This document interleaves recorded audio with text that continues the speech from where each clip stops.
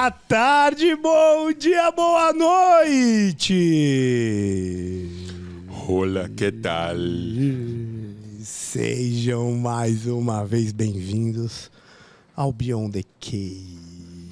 O melhor, o maior, o mais sensual Podcast do Brasil. Yes. Ai, garotinho. E morra quem se negue. Ah, quero ver alguém negar, meu. Agora com cara de 2 metros aqui, quero ver os caras negar. Chupa.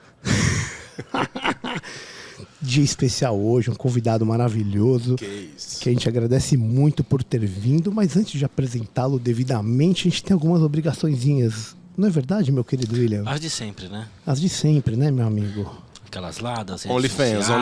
Aquelas lá das redes Venda sociais. de foto de pé. Faz a funça, por Que a favor. gente tá no Instagram, que a gente tá no YouTube. Como que no procura a TikTok, @BeyondTheCave PDC. É isso aí, meu. Finalmente. Muito obrigado, velhinho. Só que esse negócio Beyond the Cave é muito difícil. B-E-Y-O-N-D. Aí, garoto. T-H-E-C-A-V. Tem que traduzir, é verdade. Né? Mas vai dar se apertar, ele vai aparecer. Beyond com Y. Beyond com Y, é isso aí. E demudo. Beyond. Aí é nóis. E você sabe que além do @BeyondTheCave PDC, a gente tem um Apoia-se também, não é verdade? Tem também? Tem, meu A amigo. gente ganha dinheiro aqui?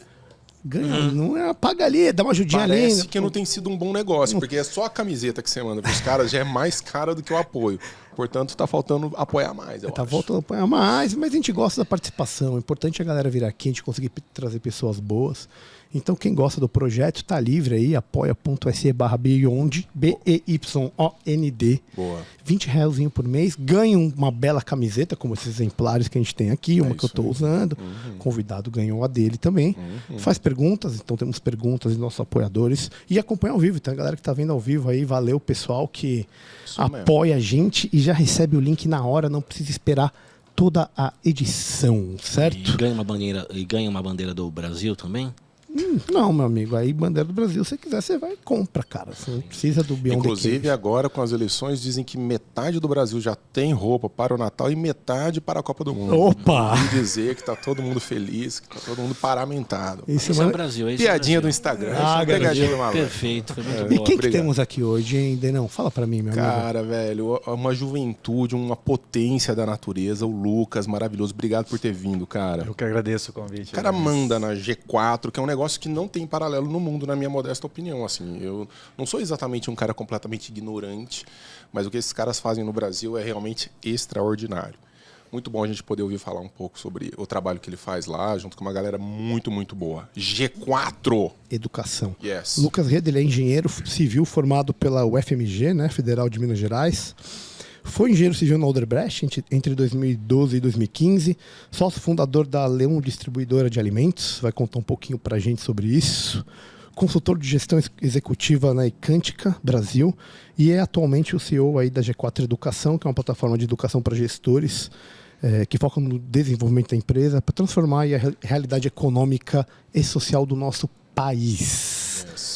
Obrigado, meu amigo, por ter Obrigado, vindo aqui Lucas. novamente. Muito legal. Baita honra. Baita honra. A gente sempre começa, você viu, a gente gosta aqui muito do Platão, de Sócrates, obviamente, do estoicismo, de tudo isso. A gente sempre pergunta uma coisa para todo mundo. Muito que simples. Muito você vai ver simples, como de boa, resposta tranquilo. bobo. Mas é porque a gente quer que venha do coração mesmo. O que você acha? Geralmente eu sou ruim nessas perguntas. Não, mas eu digo o que... Sou engenheiro. Tranquilo. Mas é o seu jeito de ver o mundo e é isso que importa pra gente. A gente sempre pergunta, o que é a vida boa? Pra você, quando a gente fala isso, o que vem na tua cabeça? O que é a vida boa, Lucas? Cara, a vida boa é tempo, na minha visão. Ter tempo pra fazer as coisas que você quer fazer e não necessariamente que você precisa fazer, né? Então, acho que ter tempo, acho que é a melhor definição de vida boa. E como que você conseguiu Consegue? ter tempo pra viver essa vida boa? Essa é mais difícil aí. Na verdade, a pergunta seria... Já que a vida é boa, pô? Na verdade, a pergunta seria ter tempo para quê? Né? Porque esse plus de tempo determina também uma finalidade, né? Sim, para Então, fazer mais as tempo coisas pra que quê? você decidir no momento, naquele período da vida, né? Eu, particularmente, fiz uma opção alguns anos atrás de, cara, eu vou dedicar aí meus próximos 5, 10 anos para realmente me esforçar ao máximo, ter ali o máximo de dinheiro, ganhar o máximo de dinheiro com o meu trabalho, para, obviamente, não ficar sem trabalhar depois, mas para depois poder comprar tempo, poder ter tempo para fazer as coisas. Né? Tem até aquela historinha do pescador, né? O cara tá pescando ali, aí chega o amigo dele e fala, cara, por que você não cria uma empresa, tal? Mas por que você vai ter empresa? Você vai ter outros pescadores pra você vai começar a ganhar dinheiro, tal, mas pra que eu vou ganhar dinheiro? Aí você vai conseguir contratar mais pescadores, aí você vai ter um time que vai gerenciar os pescadores, vai exportar as coisas, mas pra quê? Pra não sei o quê, pra você ganhar dinheiro, mas pra quê? Mas é pra você fazer o que você quiser. Pra quê? Aí você vai poder pescar. Então... Já tô fazendo, cara. Já tô fazendo isso. Mas sabe o que é legal, cara, que me chama a atenção? É bem uma ideia de baixa preferência temporal. Né? Você fala assim, ó, não, agora eu tô no momento que eu vou investir em mim, vou tentar poupar até um certo lado, para eu poder capitalizar isso lá daqui a 10, 20 anos, entendeu? E Hope falava muito isso, que os países, as sociedades que têm baixa preferência temporal, no geral, eles geram mais civilidade. Você consegue gerar mais civilidade na população. Tem muito dessa daí. Como empreendedor, você tem que acabar vendo o mundo assim. Faz sentido isso? Exato. Até os meus sócios, acho que são referências nisso para mim, né? São 3 ex-fundadores ou fundadores de startups ali entre 2011 e 2013 que tiveram nessa fase que eu tô ali entre 2013 e 2015, fizeram bastante dinheiro e não pararam de trabalhar, não era esse o objetivo deles, mas hoje eles podem escolher com o que, como, onde que eles vão trabalhar e, obviamente, tem o dinheiro para suportar isso. Então, eu me vejo bastante neles de, cara, eu estou nesse momento que eles tiveram em 2003, 2015, para daqui 7, 8 anos eu poder estar na posição que eles estão hoje. Entendeu? Então, qual que você acha que é a medida, Lucas? Assim, é uma dúvida que eu tenho real, de o quão obstinado você tem que ser na causa versus o cálculo que você faz do tempo que você não está usufruindo. Quer dizer, todos nós sabemos da condição de mortalidade nossa. Nós somos seres efêmeros, estamos aqui de passagem, ou sabe-se lá se de passagem, mas sempre rola aquela dúvida de será que eu não estou investindo tudo demais agora sem que necessariamente eu possa usufruir disso no futuro como uma absoluta garantia? É como uma possibilidade?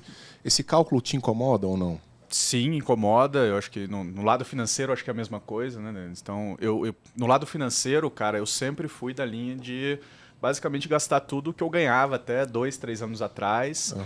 Só que hoje, olhando para trás, fez muito sentido. Por quê? Porque o dinheiro que eu gastava, eu gostava, ainda gosto muito de festa, de viajar para festa, de conhecer gente.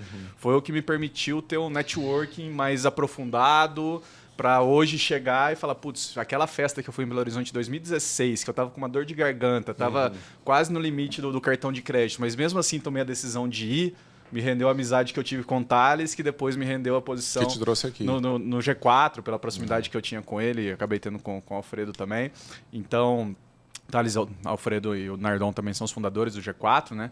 Então, assim, eu vejo um pouco disso, entendeu? Eu tô no momento de investir o máximo de tempo. E teve um episódio na minha vida ali em maio que mudou bastante, foi minha viagem para Israel. Cara, eu sempre admirei muito o povo judeu, o que eles construíram, né? O que eles fizeram aí ao longo dos últimos 3, 4 mil anos. E eu percebi lá o que eles fazem com o Shabá, me impactou muito, né? O Shabá lá, o que é o sábado, né? É o 7º dia, segundo a tradição deles, que começa no pôr do sol da sexta e vai até o pôr do sol do sábado. E é o momento que eles não trabalham, nada abre, você vai nas lojas, nos shoppings, nos restaurantes, alguns só que abrem, mesmo assim tem um menu especial. E a linha deles lá é que eles precisam descansar, precisam curtir a família, curtir os amigos, então é o momento deles se conectarem com o presente, não usam celular, não, enfim, eles estão no presente ali, descansando e olhando para o que eles fazem, que conecta eles com eles mesmos, né? Então aquilo me mexeu comigo demais, cara. Eu vi ali em Jerusalém na sexta-feira, o pessoal parecia fiz o paralelo de que a torcida organizada aqui no Brasil, que está torcendo por um time no estádio, lá eles estão fazendo a saudação para Deus, para a religião deles, na frente do muro, lá no Muro das Lamentações. Então aquilo mexeu muito comigo. E quando eu voltei, eu falei, cara, acho que realmente tem... Se eles estão há 3 mil anos, né, fazendo isso, 4 mil anos, eu me culpava um pouco dos fins de semana, de talvez não trabalhar tanto, de fazer outras coisas, mas eu tenho tentado nos finais de semana, realmente tentar dar uma desconectada, ficar mais longe do celular, fazer os meus hobbies. Então são coisas que eu venho mudando, Mas, cara, agora tá claro para mim que o meu investimento de tempo, de energia tá no G4, tá em fazer a empresa crescer. A gente está criando um impacto muito forte nos nossos alunos, consequentemente na economia do Brasil. Isso é um propósito que impacta também, tem um pouquinho dessa questão do que é felicidade, né? Então, qual que é a pergunta? O que é a boa vida? O que é a vida boa, né? Não que eu esteja não tendo a vida boa para ficar me martirizando no trabalho. Não é essa visão que eu tenho. Eu curto pra caramba, de verdade, o que eu faço, o que o G4 faz, principalmente o impacto que a gente tem nas empresas que confiam na gente para se educarem, né? Então, para mim é muito claro que eu preciso investir agora tempo e energia para depois eu escolher o que eu vou fazer, seja continuar trabalhando como CEO, seja na minha posição de conselho, seja ir para outra empresa, abrir uma empresa, enfim. Depois, feito isso, eu posso escolher. Quantos anos você tem, Lucas? 32. Explica um pouco pra gente como é que você chegou nessa posição tão cedo. Conta um pouco da sua história pra gente saber o que aconteceu, cara. Cara, eu sempre... Vamos lá, é um misto de sorte, com networking, com política, com escolhas de vida, enfim, tudo junto, né? Eu acho que é difícil responder essa pergunta. O senhor é objetivista, o senhor tem que falar. E competência. Você não pode só atribuir a esses... Exatamente. Então, assim, eu sempre fui um cara que gostou de trabalhar e gostou de ser o outlier, né? Então, desde meu primeiro estágio, eu cheguei lá e falei, cara... eu vou ser o melhor desse escritório, e no terceiro dia, quarto dia ali já viram que de fato eu entregava mais que os outros, mesmo não sabendo a parte técnica da coisa ali. Então sempre fui influenciado muito por Revolta de Atlas, né? Eu sempre fui muito... Cara, eu sou bom, vou entregar, vou dar o meu máximo de energia, vou ser melhor que as outras pessoas e isso vai me dar frutos, né? Então sempre tive isso. Para chegar como CEO, obviamente meu background de... Engenharia Civil, numa das melhores faculdades do Brasil, o FMG, me habilitaram a estar visto aí pelas maiores empresas do Brasil. Escolhi o Odebrecht, que ainda não era a Odebrecht que a gente conhece hoje, quando eu entrei lá em 2011. Ou não era sabido. Exato. Só não era sabido. Mas você sabe que a Odebrecht é uma cultura bem legal. A gente pode falar tinha uma cultura bem legal, ali tirando, obviamente, todos os rolos que estavam envolvidos, né? Então, quando eu saí da Odebrecht para empreender ali na época, que comecei a ter contato principalmente com o Flávio Augusto, do Geração de Valor, que foi o primeiro que começou a produzir conteúdo sobre empreendedorismo e tal. Comecei a ter contato com aquele pensamento dele, já tinha um contato com Ayn Rand, já li a Revolta de Atlas uma vez por ano, até hoje eu venho fazendo isso. Então... Inteiro? Inteiro. Jura? Só um ano que desde 2010 foi o primeiro. Porque aí... Não, fudeu, né? Valeu o que mais? Só lê isso no ano. Virou judaísmo, né? Virou judaísmo. Virou. De fato, foi uma inspiração. Aceita. Aquilo é uma Torá, né? Cada vez que eu falo, melhora refluxo. Cada vez que eu leio, eu aprendo uma coisa diferente. Atrás, assim. Então, eu saí ali da Odebrecht para montar uma empresa no Norte de Minas, era uma distribuidora de cesta básica. Fiquei ali 6, 7 meses. E fui convidado para vir numa consultoria aqui em São Paulo, que eu estava fazendo alguns outros processos de consultoria antes de sair da Odebrecht. E vim, cara, deslumbrado até um pouco do que a gente estava conversando, deslumbrado com São Paulo. A cidade das festas, cidade das baladas, cidade da oportunidade. Então, acabei criando um networking, conhecendo muitas empresas com o meu trabalho. Fiz projetos aí para algumas das maiores empresas do Brasil. Então, tinha um background técnico muito generalista. Então, se eu sentar em mas quase qualquer mesa ali eu vou ter conteúdo de trabalho para trocar, colocar meus aprendizados, minhas experiências. Então teve esse ponto muito forte e teve o lado social também meu, que era, cara, eu ficava todos os finais de semana, ia viajar para festa, tava nos bares do momento, tava conhecendo gente, e eu acho que isso é muito importante, cara, porque eu não tava ali conversando com a galera sobre trabalho. No trabalho, né? Mas eu estava conversando sobre trabalho. Sim, você não consegue... Mesmo quando você está no prazer, você está fazendo algum business. Mas é meio que natural. Só que as pessoas percebem quando você está num evento de trabalho ali... Uma situação meio forçada. Um evento de startups, né? evento de... É meio que forçado. Na hora que você está ali conversando e, não sei o quê, bebendo uma e tudo mais...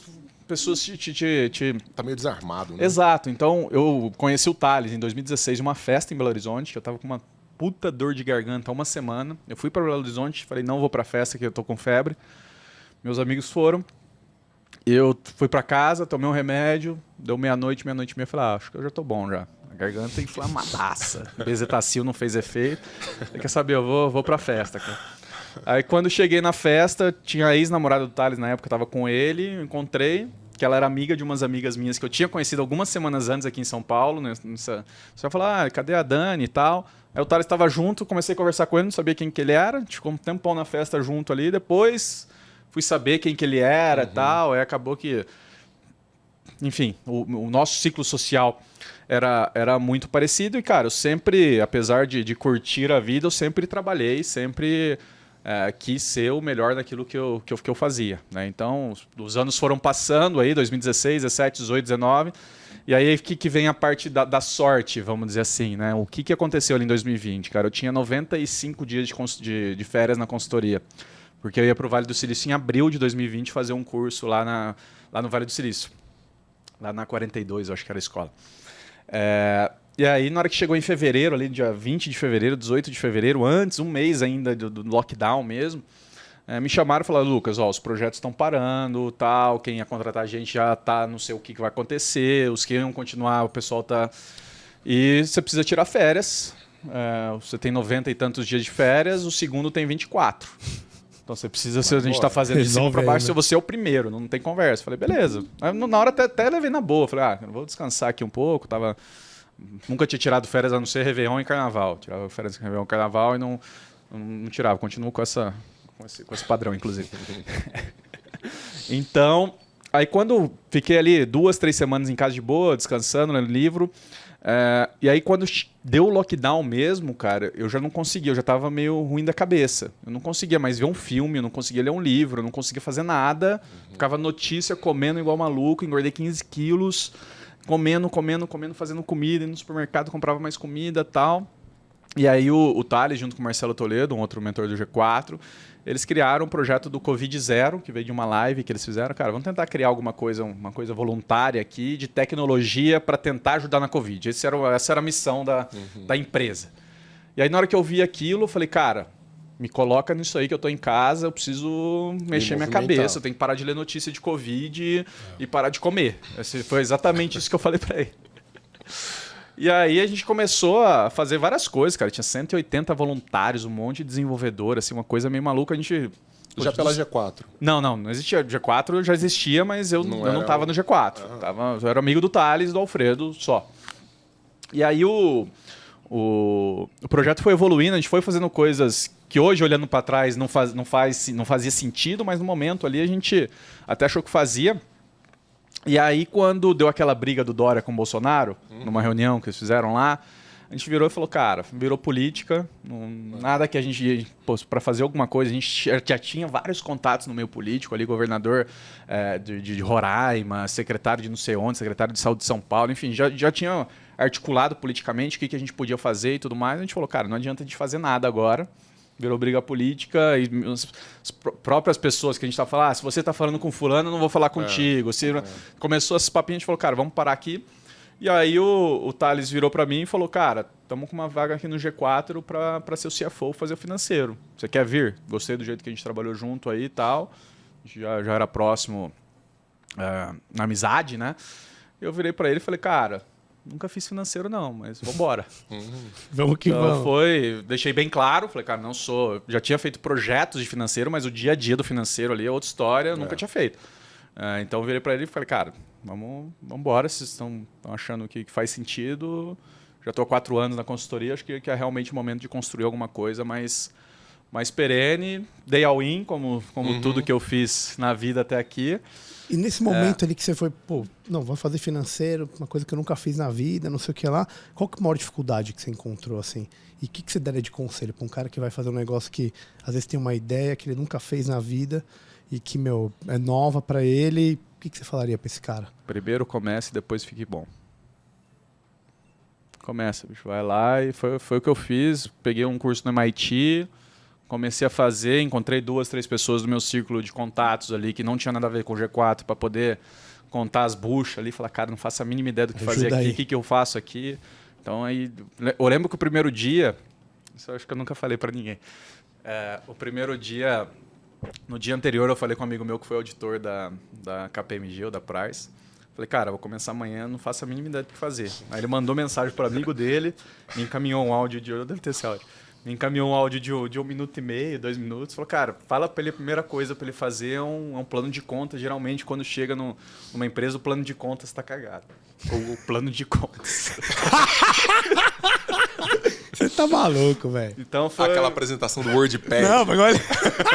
Com a letra colorida. Assim, eu já sabia, obviamente, que era um plano de contas, mas eu não posso chegar lá e... Deu aquela não ter estudada. profundidade. Então eu estudei ali e já cheguei. Não, que a gente precisa de um plano de contas aqui para começar e tal. E foi isso, cara. Fazendo um pouquinho, conversando com pessoas, olhando para a parte teórica também. Felizmente eu já tinha esse network que eu podia contar aí de outras pessoas. Então eu sempre fui assim, cara. Eu vou... Aquela questão, se o foguete está saindo e te oferecem um lugar nele, primeiro você entra, depois você pergunta para onde que vai. Você não vai perder a oportunidade de entrar no foguete. Boa, então, isso. foi nessa linha, cara. O Denão falou aqui que você tem uma linhagem meio objetivista. Né? E você, obviamente, é um empreendedor por natureza. A pergunta é, dá certo? Na verdade, assim, o que eu queria perguntar, assim, juntando essas duas coisas. Essa é uma boa pergunta. Não, mas deixa porque você vai ter que caminhar, você tem que Objetivismo puxar. e empreendedorismo. Dá certo? Mas como que o ambiente de liberdade em si, você acha que pode impactar, tanto na forma macro como na forma micro, a possibilidade de sucesso numa empreitada de um empreendedor, por exemplo? Cara, na forma macro, acho que a gente falou bastante aí nas últimas semanas, nos últimos meses sobre isso, né? Mas eu acho que é principalmente no micro.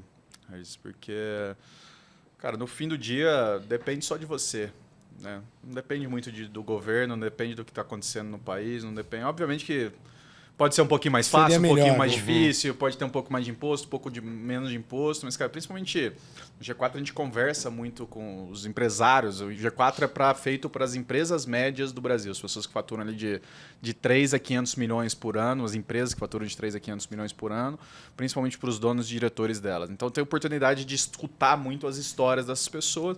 E, cara, a receita é uma só. Encontrei um problema, resolvi esse problema e fui na loucura. É muito difícil você achar alguém, não. Fiz um estudo do mercado, que não sei o que, vi que existia um gap. Não, cara, o cara estava ou trabalhando, ou foi desde o início ali, achou um problema, seguiu naquilo, ficou grande, depois trouxe uma linha sucessória, depois trouxe alguém para pensar. Então, a parte do empreendedorismo e da liberdade, e até por isso que eu falo muito que a Revolta de Atlas mudou minha vida, né? Foi a primeira vez que eu tive referências de pessoas, que eram os personagens do livro ali, que pensavam de uma maneira como eu. Porque eu estou falando ali de 2010, 2011, não existia criadores de conteúdo, não existia o empreendedorismo. Era uma palavra que... Só tinha o livro. Exato. Então, foi o meu primeiro contato. Falei, opa, tem mais gente pensando como eu penso aqui. Depois a gente talvez entre nessa história, mas... Então, no micro, acho que influencia muito mais do que no macro, e é quase que uma condição necessária você ter essas ideias. Por mais que você não expresse elas, você tê-las internalizado ali, viver sob as rédeas da liberdade, acho que é um caminho quase necessário aí para empreender, para conseguir sucesso aí no empreendedorismo. Sim. Inclusive lá na G4 eu já tive o prazer de falar lá algumas vezes. Tem a imagem da Rand, né? Tem na parede, tem um auditório, Ayn Rand e tudo. Você gosta muito de falar do Vale de Gaut. Vale de Gaut é o nome do nosso escritório. Então, mas assim, o pessoal absorve bem essas lições e realmente você nota que absorver essas lições do objetivismo, isso faz uma diferença no modo... Quer dizer, no processo prático de condução de uma empresa, daqueles valores que são ali defendidos pelo objetivismo? Ou é uma espécie de fetiche da racionalidade e da liberdade? Para mim faz muito. Alguns momentos da vida, inclusive 2 semanas atrás, eu me parei pensando o que Hank Hirden faria. É mesmo? O que você John vai ter que falar, faria? porque você não vai falar um negócio desse e não vai contar pra gente detalhes. Né? Não, são momentos ali que você se questiona se se as suas ações estão corretas, se o caminho que você escolheu tá correto, o que você deveria fazer, se não é o momento de dar um passo atrás. Então, são naqueles momentos de bifurcação que a vida te apresenta ali, que é como na empresa, né? A gente fala muito lá no G4, nesses momentos que a gente está entre duas boas opções ou até duas ótimas opções, qual que a gente escolhe, a gente sempre volta para os nossos valores, né? Então, para mim, os valores, principalmente de Ayn Rand, nem falaria tanto do objetivismo, mas da Ayn Rand em si, já estão internalizados, já é o óculos que eu enxergo a vida. Então, tem esses momentos que eu vejo. Um desses momentos foi quando eu decidi sair da Odebrecht. Eu estava ali em 2015, já tinha a Lava Jato, já tinha pegado o Marcelo Odebrecht, já tinha feito... Quando teve a condução coercitiva lá de não sei Então, na hora quantos... que você saiu, já tinha estourado o escândalo? Já estava... E você saiu por quê? Então, eu já estava há algum tempo com aquela mosquinha do, cara, isso aqui eu não quero. Quando eu entrei lá, inclusive o plano de previdência que eu fiz na Odebrecht, era um plano que eu tinha o incentivo tributário depois de 18 anos.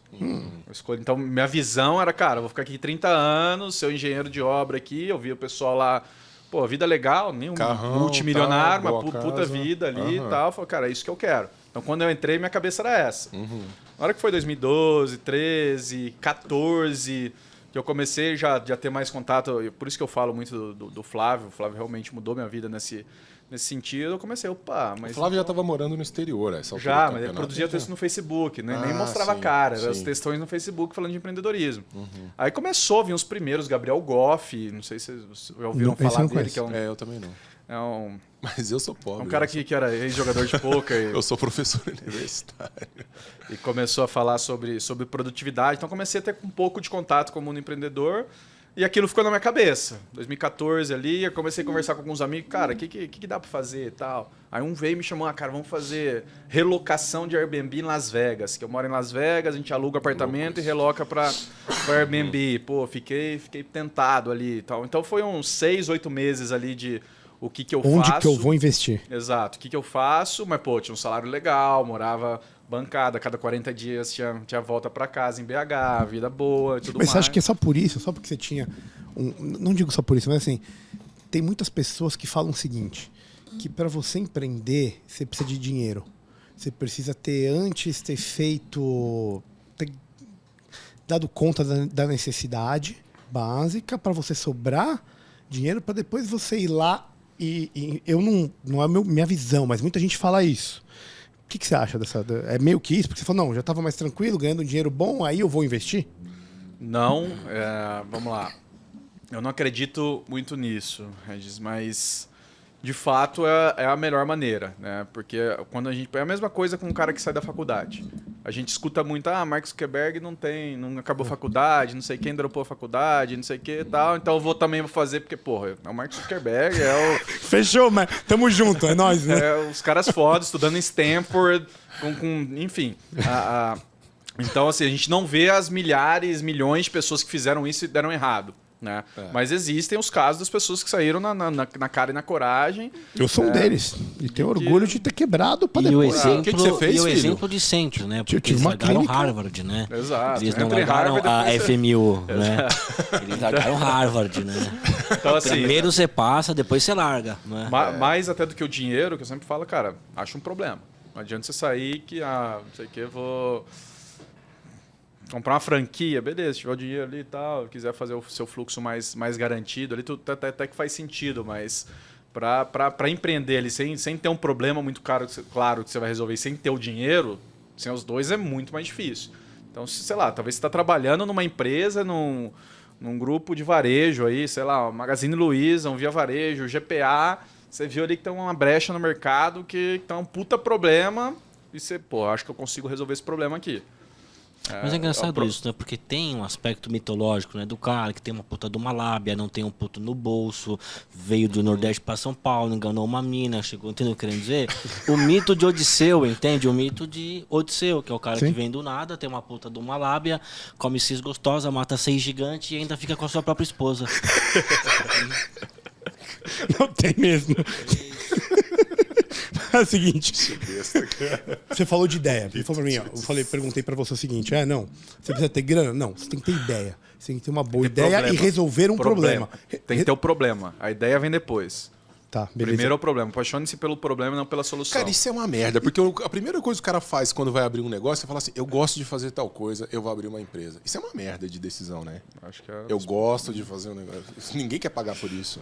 Né? E assim, a partir do momento que você gosta de uma atividade e faz dela o seu trabalho, você engloba ao redor dela uma quantidade de problemas tão grande que isso pode até fazer com que você passe a não gostar do que você faz. Perfeito. É mais ou menos parecido com o despertador. Que Então, você mas colocar assim, a música mas a que galera- você gosta no despertador, é um Mas a problema galera- tão grande pra ti que você passa a não gostar dela. Mas a galera romantiza um tanto esse negócio de gostar do que faz, assim. Do ponto de vista do treino do empreendedor. Cara, acho que É importante. é importante você não odiar o que você faz, né, cara? Se você odiar, eu acho que não é o caminho. propósito é Mas a mais partir do importante momento que do que você o vira um gostar. empresário, cara, Ou você- gostar do resultado, né? É isso. a partir do momento que você vira um empresário, você adiciona ali contabilidade, jurídico, contratação de pessoas, liderar pessoas, uma série de atividades em volta que não é a sua coisa. Quanto mais você sobe, menos você faz atividade core da sua empresa e mais tempo você gasta com essas coisas, entendeu? Então, beleza, eu posso gostar muito de, sei lá, instalar TV.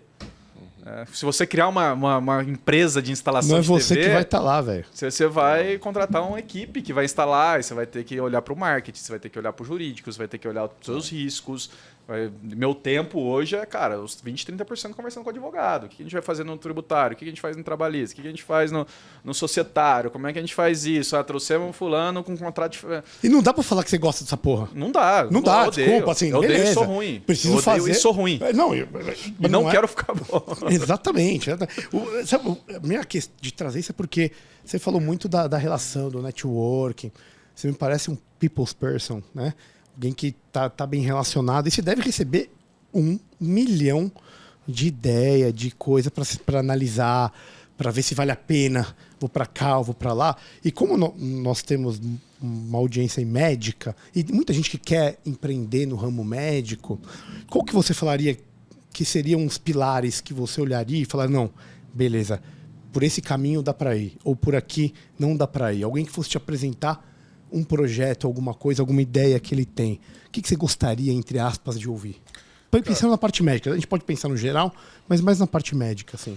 Cara, na parte médica, eu acho que o grande ponto... Existe um conceito, Regis, que é o LTV, que é o Lifetime Value.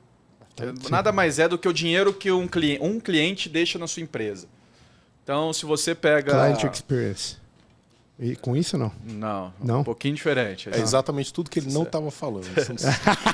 Boa. Então você pega, sei lá, um aluno numa faculdade. Provavelmente o LTV dele é os R$500 que ele paga de mensalidade, menos os 300 de custo. Então tem R$200 perfeito. por mês, vezes 5 anos, 60 meses. Perfeito. Então daria aí 6 anos. 18 mil reais aí ao longo do tempo. Então esse é o LTV Perfeito. que um cliente deixa contigo. Qual que é o fato? Tanto o LTV é importante quanto o CAC. O que é o CAC? É o custo de aquisição do cliente. É o quanto você paga para trazer um cliente, todo negócio tem isso, desde o representante, talvez, que você coloca para bater na porta do cara, até o marketing digital, até brand e tudo mais. Então, essas duas coisas existem, o LTV e o CAC. Tá? O que é um bom negócio quando a gente fala de geral? A gente pode explorar isso para tudo. Quando o LTV é muito maior do que o CAC. Ou seja, o dinheiro que aquele cliente, que eu gastei para trazer aquele cliente, vai me retornar muitas vezes na vida dele.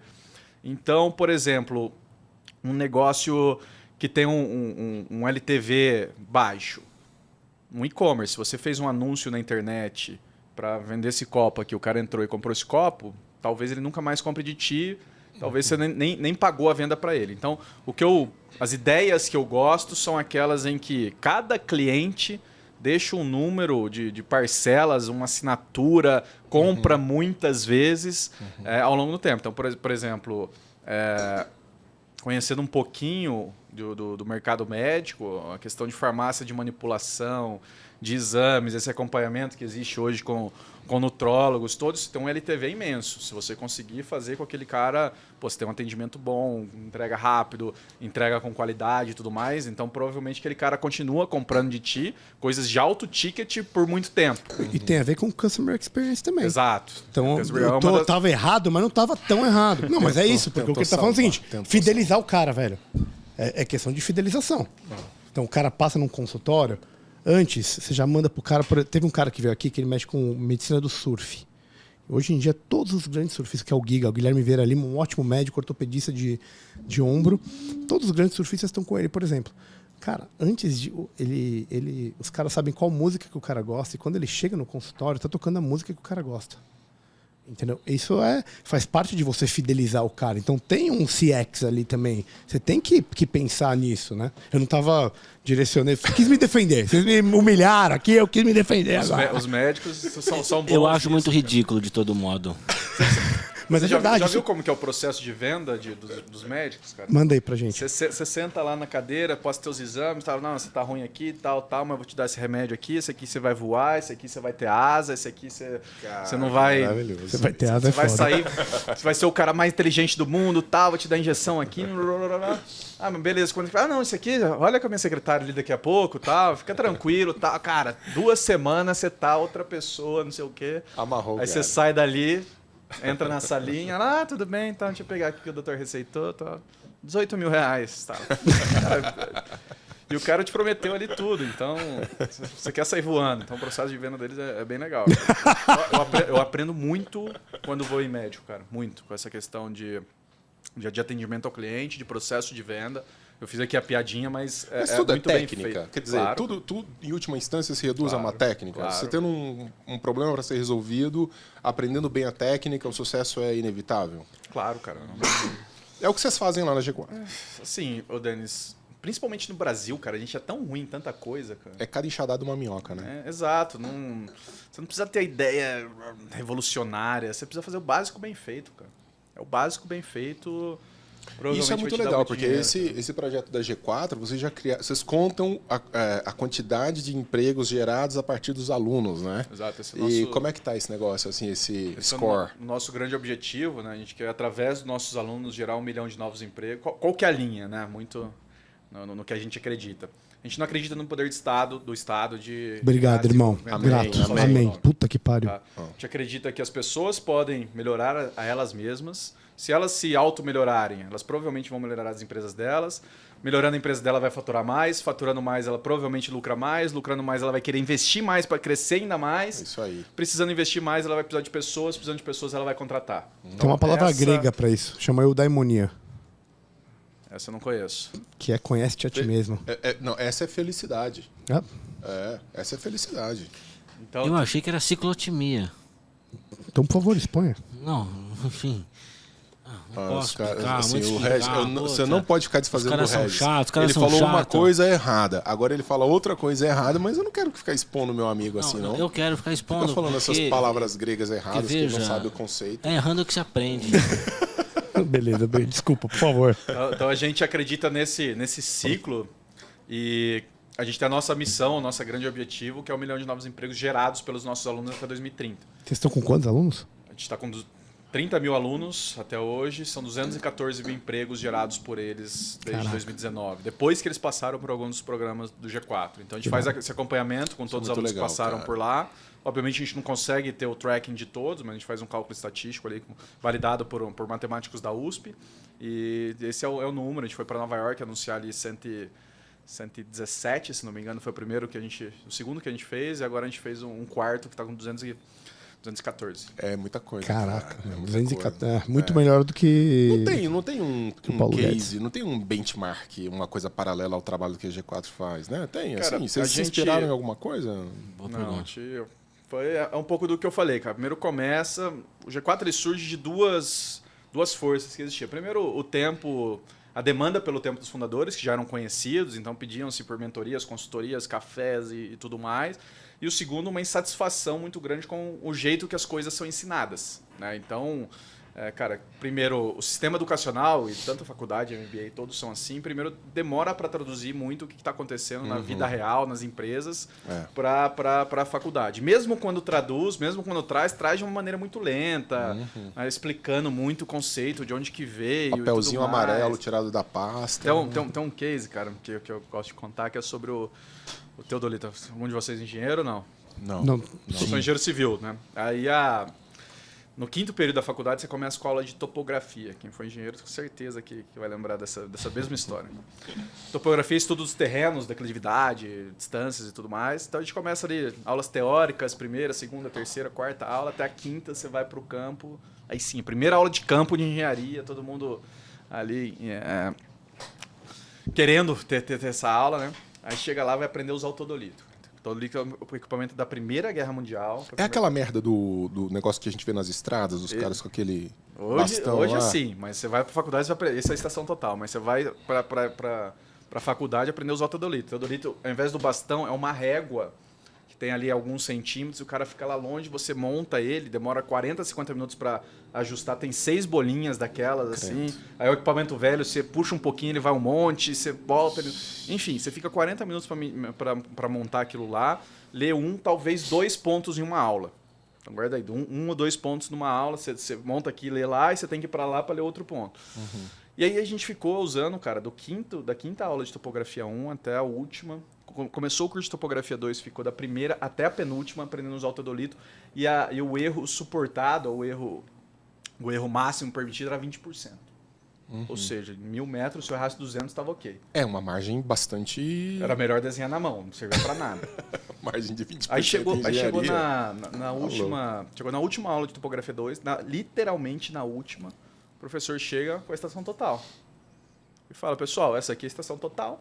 Estação total você monta aqui, nem precisa nivelar muito, você nivela bem macro, assim, que ela lê a declividade do lugar que você está. Filha da puta. Coloca uma pessoa em cada um dos pontos, ou você pode ir com uma pessoa em cada um dos pontos, você aperta esse botão, faz a leitura, sai no cartão SD, o cartão SD você coloca no computador. Cara, a gente fez ali em 15 minutos, 12 pontos, 18 pontos. E aí eu virei, isso de fato aconteceu, eu virei para ele e falei, professor, mas... Se isso aí... E, cara, estação total, não estou falando de coisa de agora, não. 1995, 98, não é nada... Já não é nada hoje. Não né? é. Cara, deve ser muito... Igual a faculdade de medicina, estudando o ciclo de Krebs. Exato. Entendeu? Fica um ano inteiro para estudar ciclo de Krebs, que é um negócio que você nunca vai usar na tua vida, velho. Exato. Que não tem o menor sentido. Mas a história fica boa agora. Perguntei pro professor, mas por que a gente ficou esse tempo todo usando estação total, o teodolito, se a estação total que é usado no dia a dia, né? Aí ele vira e fala, ô Lucas, espertão, né? O dia que a estação total deu problema, você vai saber usar o todolito. Aí eu não fiz essa conta na época, mas pense. Cara, 99 ponto muitos noves pra frente, a estação total vai funcionar. Quando não funcionar, o cara vai arrumar outra estação total. Claro. E a gente tava em 100 alunos ali, cara, 98 não ia trabalhar com topografia. Nunca, nada. Ridículo. 2 iam... Desses 2, provavelmente um ia fazer um serviço escritório, um de fato ia ser de campo, e 99... Então imagina a quantidade de tempo, umas 30 aulas versus 2 horas cada aula versus 100 pessoas investidas numa coisa que... Dinheiro público, então, irmão. se o G4... Essa é a insatisfação que a gente tem com a educação. Então, se o G4 fosse ensinar topografia, ele chegaria com a estação total e falaria, pessoal, isso aqui é a estação total... Ela serve para A, B e C. Resolveu. 80% das vezes você vai usar essa função, tal. Pega o cartão SD, usa aqui dessa outra maneira. Você vai ser o super especialista em topografia? Não. Mas você vai saber, 80% das vezes é aquilo que você precisa saber. Nos outros 20% você vai estudar, você vai pegar um livro, vai pegar outra coisa, aí você vai se aprofundar de fato. Então essa é a maneira que a gente pensa educação, principalmente para dono de negócios, principalmente para quem toca as empresas, que não tem tempo de ficar segunda, quarta e sexta, das 7 às 9, numa FGV, num INSPER, fazendo um MBA. Entendeu? Falta um pragmatismo, né, cara? Exato. Então, na cara, educação. mas assim, vocês que frequentam o Vale do Silício, essas coisas, a tendência, especialmente das universidades no Brasil, é cair vamos dizer, no universo do inútil, assim, e vocês vão acabar substituindo esse processo de formação em longo prazo? A nossa ideia não Porque já tem empresas que já têm os seus próprios centros de formação, Sim. né? Eu acho, Denis, assim, pensando em educação como um todo, que a faculdade, a universidade, ela é necessária pelo processo, não pelo conteúdo. Você passar ali 5 anos se fudendo, tendo professor ruim, tendo que passar na prova, tendo que virar à noite, tendo que... Você está falando para criar uma casca. Exato, para você criar, não amadurecer como pessoa, conteúdo, entendeu? Entendi. Eu, se não tivesse passado... Hoje eu falo, não sei se eu faria faculdade, mas, cara, o tanto que eu evoluí ali o meu sistema de trabalhar cara... Quanto que eu vou precisar de tempo? Eu preciso de 2 horas. Então, 1 hora antes do deadline eu começo a trabalhar. Então, começo a fazer tudo que eu faço. Deixa pra última hora. Universitário. Assim, pá, e eu aprendi isso na faculdade. Então, tinha prova às 7h30 da manhã, eu ia pra faculdade às 2 da manhã, dormia. Lidar com gente boçal. Eu dormia, acordava às 1h30, ia pra faculdade, ficava estudando das 2 às 6, fazia a prova, esquecia. Mas esse processo foi muito importante. Então, assim, eu acho que a faculdade é muito necessária para criar o jeito de pensar. Não sei se é o jeito correto ou não hoje em dia. Não, é mas... disciplina, né? É meio que isso. É a famosa calorada. Vai lá para apanhar, sofrer no lombo. Não necessariamente do ponto de vista de conteúdo vai ser alguma coisa relevante, né? Exato. E tem muita coisa rolando aí fora, né, cara? Conteúdo, cara, assim, acho que sempre foi desatualizado. Hoje em dia ainda, cara, assim, tudo tem no Google, cara. Você precisa saber o que procurar no Google. Você não precisa... Cara, a quantidade de coisa que eu aprendi na faculdade, que eu falo, cara, não é possível. Nem na faculdade, não. Você falou do ciclo de Klebs aqui, mas, porra, eu aprendi a diferença de pteridófitas e briófitas, cara. As pterifódicas, as famosas pterifódicas. E pra que vocês colocam um adolescente pra escutar isso? Pra quê, cara? Mas assim, dá para perceber lá nesse processo de formação dos empresários o grau de analfabetismo funcional que existe no Brasil? Quer dizer, não querendo que você fale mal da sua clientela. Beleza, obrigado. Mas você sente, de modo geral, que há uma certa dificuldade em compreender algumas questões básicas? Não, ali não, cara, porque a gente tá lidando ali com empresários, na sua maioria, ou diretores. Então, são pessoas que precisaram, de alguma maneira, aprender várias coisas, tomar muitas porradas. Mas são dores desses empresários com certeza. Né? Todo mundo que passa lá e...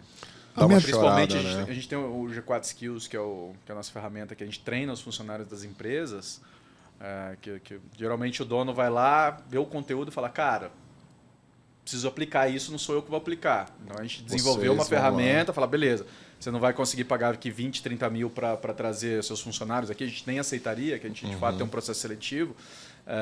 Então, toma aqui essa ferramenta, aplica para o seu time. Então, a maior dor deles fala, cara... Vocês falaram aqui... Não absorve. O start do projeto. O cara não sabe o que é o start do projeto. Tem que falar o começo do projeto, sabe? As coisas que a gente escuta muita reclamação disso quando vem... não estou falando nem da base, não. Estou falando de média, de coisa graduada. Exato, de pessoas que já têm alguma... Você acha que falta mais hard skill ou soft skill para esses caras que estão ali em busca desse conhecimento ali?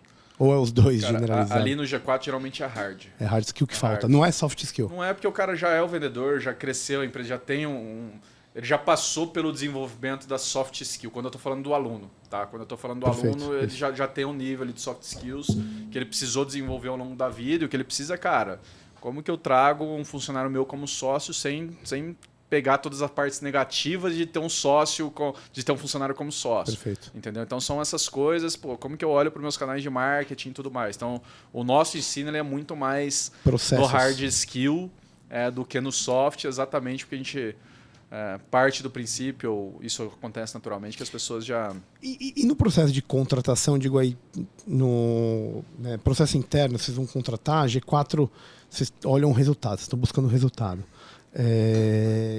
Quando vocês vão contratar, vocês têm algum tipo de assessment que vocês usam para ver? Óbvio que vocês vão olhar, vão ver a parte técnica, mas vocês também querem pessoas que estão integradas com a filosofia da empresa.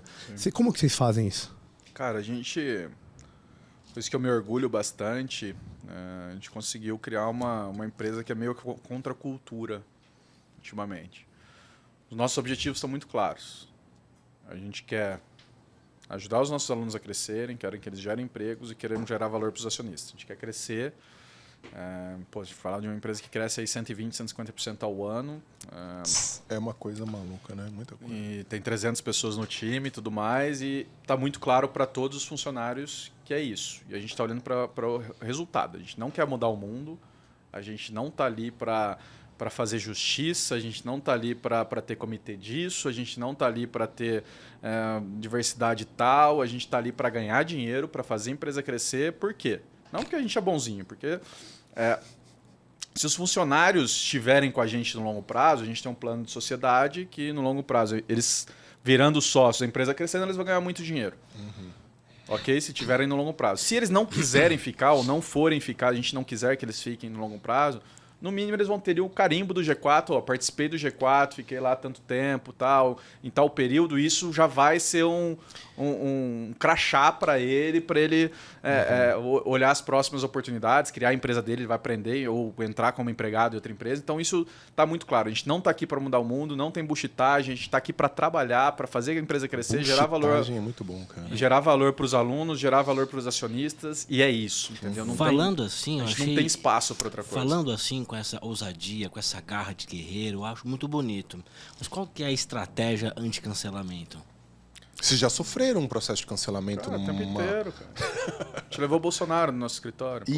Mas aí, enfim, mas aí é outra coisa. Então, mas assim, eu digo, tem uma política, pelo menos como você fala, não sei como é que é o seu cotidiano, mas tem uma política mais ou menos agressiva quanto a certas pautas sociais e suas pressões. Espaço, cara. Não tem espaço. Isso acontece nas empresas porque as empresas dão espaço. Você acha que é só isso? Tá muito claro. A gente fala em toda entrevista, cara. Aqui não vai ter comitê disso, você não vai ter meta de contratar pessoas X. Aqui é resultado. Que a gente vai entregando mais, vai ter... Vai ser não importa se é homem, mulher, negro, branco. Tem, cara. Pode ser o que for. Se trouxer um dinossauro lá, fazer dinossauro é bom, vou querer o dinossauro. Assim, desculpa, assim, o ponto do cancelamento é o seguinte. As pessoas têm medo do cancelamento porque muitas vezes elas dependem da imagem delas para gerar receita. Principalmente influenciadores, o pessoal de internet geralmente depende de marcas, depende de eventos que tem um departamento de marketing mais à esquerda, mais ideologicamente comprometido. Exato, por isso que as pessoas não se posicionam muito. Quando você não depende disso, você não depende de marcas te pagando, você depende do seu cliente, cara... Acabou. Toda empresa depende do seu cliente. Sempre que tentam cancelar... Porque toda empresa depende do seu cliente, né? Mas não das marcas. Não, toda empresa depende do seu cliente. Sim, se o seu cliente apoiar uma pauta e você, por infelicidade, falou denegrir, foi mon amigo. Você perdeu. Concordo. E essas são as empresas, as pessoas canceláveis. A gente está vendendo para empresário, a gente está vendendo para as pessoas que produzem no Brasil. A nossa comunicação é para eles. Quando, não só a gente, mas quando rola cancelamento de alguma pessoa que não depende dessas marcas, a pessoa cresce. Isso é mesmo. Sem dúvida, óbvio. A pessoa cresce, a Renata Barreto teve Eu tô sempre em busca do cancelamento, mas eu sou tão... Eu também, eu sou tão inexpressivo. Eu sou tão inexpressivo que ninguém nunca me cancelou. Cala a boca, a Renata Barreto foi cancelada, vendeu mais. Agora você pega, por exemplo, Nubank. O Nubank se fudeu quando foi cancelado, quando teve problema com a Cristina. Por quê? Porque é uma empresa que dá abertura, que depende das marcas, faz o papel de bom moço. Cara, não, a gente está aqui para resultado, não está aqui para gerar valor. Então, não B2B, tem espaço B2B. para isso. Não tem espaço. Sim. Não vai chegar lá no consumidor final, pô. Ser cancelado sempre tem algum motivo, pô. A gente respeita todo mundo, a gente não é... Vocês não saem atacando ninguém. Exato, não é o nosso perfil, a gente não é o escroto da história de sair pro ataque, mas, cara, esse é o nosso jeito. Inclusive, a partir do momento que a gente começou a se posicionar como a contracultura empresarial, a gente começou a atrair pessoas que estavam em outras startups que olham, cara, que a gente nunca teria condição de contratar. Então, nesse sentido, a estratégia anti-cancelamento qual seria? É meramente afirmar um discurso X e esperar que essas pessoas te apoiem? Eu não entendi muita posição. Cara, não existe estratégia de cancelamento, entendeu? Nem é um problema. Porque você citou o Nubank como alguém que depende dos seus clientes, quer fazer um papel de bom moço e caiu. Então, Exato. Como é que fica assim? Como é que eu faço para não ser cancelado nessa posição? Cara, eu nunca parei para pensar nisso, assim. Pra gente é uma coisa tão esse natural. É o tempo, mas esse é o tempo. Essa é uma coisa tão natural que...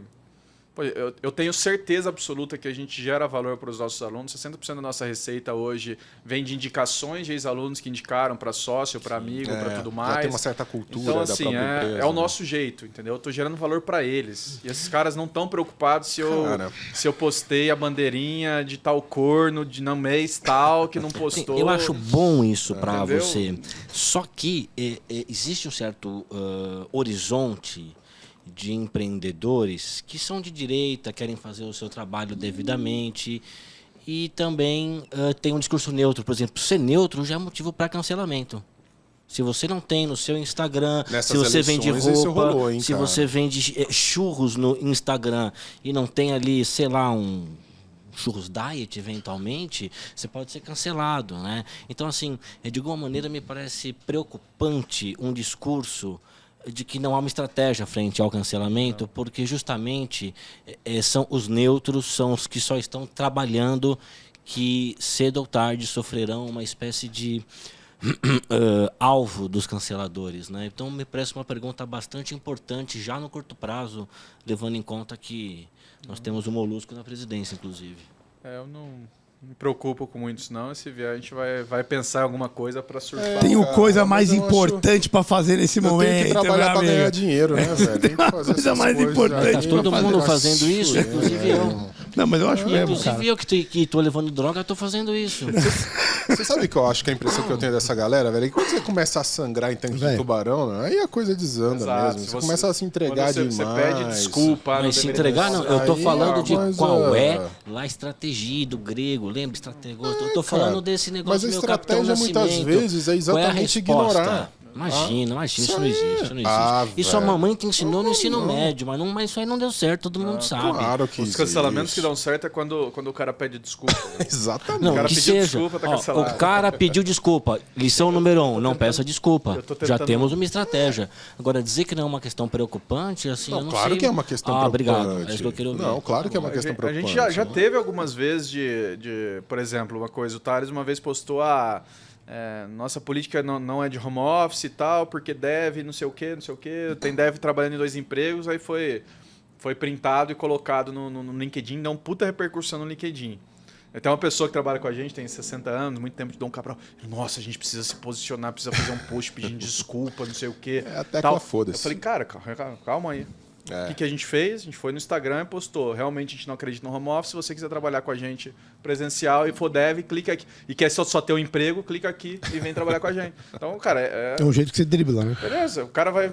Quem tá cancelando tá esperando. Nossa, desculpa, não foi isso que eu quis falar. Não, mas Cara, você como é que falou. foi o negócio com o Bolsonaro? Porque o Bolsonaro foi lá. Vocês Isso não tiraram... foi G4, foi Thales, né? Então, é isso que eu Foi queria Thales. saber, assim. Porque A o Thales gente- aí, depois Thales das eleições, o Thales voltou full-time, empresa e Exato. tal, dando as dicas e tudo. Mas durante esse período, assim, houve algum tipo de preocupação interna com essa associação visceral do Thales com o Amoedo? O Amoedo é ótimo. Com o Bolsonaro? Aí teria... Até eu teria certeza. Se fosse o Amoedo, com certeza. Teríamos Pelo amor sérios de problemas.